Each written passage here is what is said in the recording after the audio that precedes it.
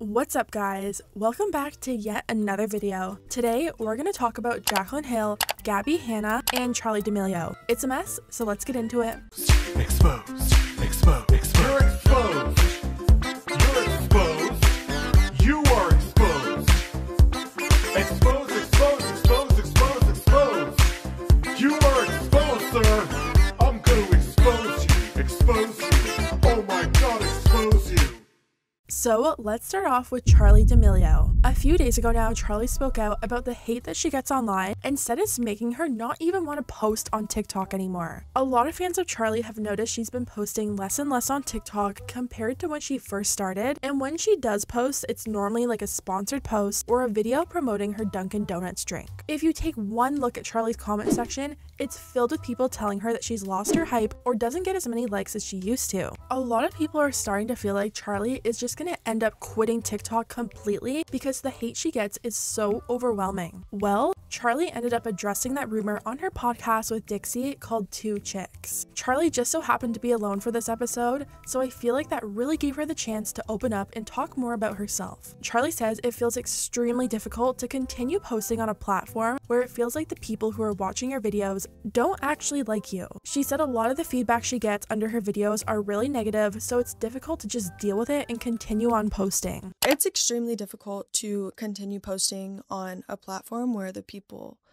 that are watching your videos don't actually want to see you, and a lot of the feedback is negative. It's very hard to do that, and I just kind of lost a passion for it because it used to be really fun for me, and I'm working back into it.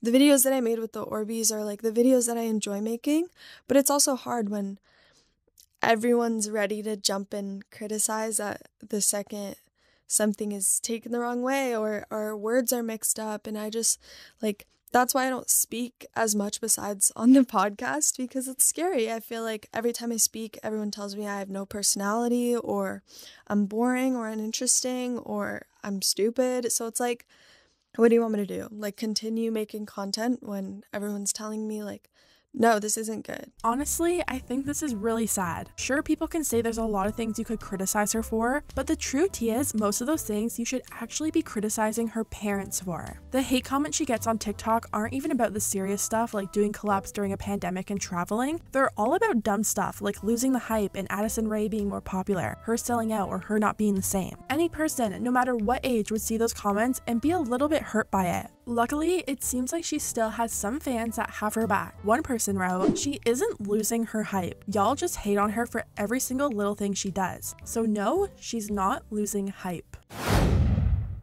Moving on, we need to talk about Jaclyn Hill because you'll never guess what she's up to. For the past few months, Jaclyn has been giving her brand a refresh. She launched a Valentine's Day mystery box, which people ended up loving. And she also just launched a highlighter, bronzer, blush duo collection. The duos did end up getting some negative feedback, but overall, I think the launch went pretty good for her. If you've been following beauty drama, you'd know this is actually pretty rare for Jaclyn. In the past, 99% of her launches normally ended in a huge scandal. I'm pretty sure we all remember what happened with her first ever Jaclyn Cosmetics launch of her lipsticks. People found metal in them, fuzzy white hair-like particles, and some even found plastic balls. I think that launch failing really took a toll on Jaclyn because she had these lipsticks in the works for years. She ended up refunding everyone who purchased her lipsticks and went on a months-long break from the internet. When she finally addressed what happened, she said this was probably the biggest mistake she's ever made in her career. She admitted that she didn't have a quality control team big enough to handle her launch, and overall she was just so embarrassed. As for the fuzzy white hairs found in her lipsticks, this is what Jaclyn had to say about that. "If any of you are receiving lipsticks like this, please know that this is not hair. My factory used brand new white gloves to do quality control,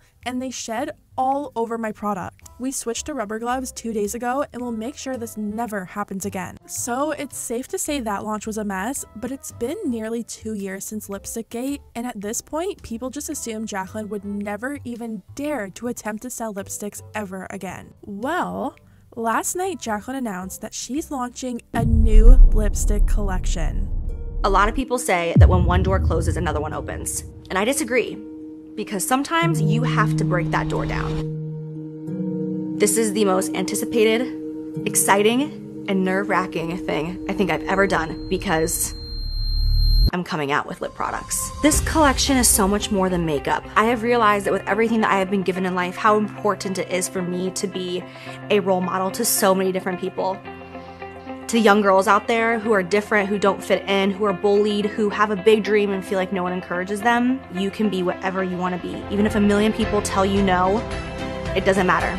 It is up to you. You are the only one in control of your life and your destiny. Even when I look at my nieces, I just have no choice but to stand up, to rise up, and be the best that I can be for them. And that's exactly what this collection represents.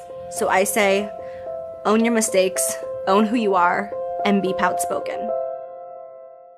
Honestly, that was so dramatic, but I feel like it wouldn't be on brand for Jaclyn if it wasn't. When I saw she announced lipsticks, I was like, oh my god, the comments are going to be dragging her. But I went on Trend Mood and literally all the comments are so positive. I'm here for her redemption. I'm glad she didn't give up. Good for her. I'm glad the drama from 2019 didn't stop her from pursuing her dream. Here for the strong women who don't give up. Listen, learn, and follow your dream. Honestly, I know some of you are going to drag me for saying this, but I'm actually kind of excited. Jaclyn has always said her dream was to create her own lipsticks, and as much as it's like, yeah, she's the CEO of her brand and the failure of her last launch falls on her, it had to be pretty upsetting. She could have just ran away and put that dream aside, but here she is giving lipsticks another try.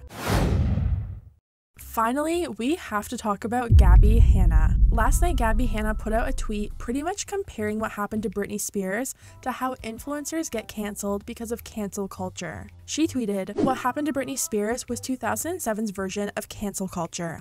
Think about that the next time you hop on a hate train." As soon as she tweeted this, literally everyone was calling her out. She had hundreds of quote retweets from people telling her how flawed her statement was. I usually agree with you, but this is very not true. No one canceled Britney because she said something offensive. She was harassed because as a female celebrity, the public thought they owned her and deserved access to every inch of her body and thought in her head. It was quite frankly the opposite of cancel culture.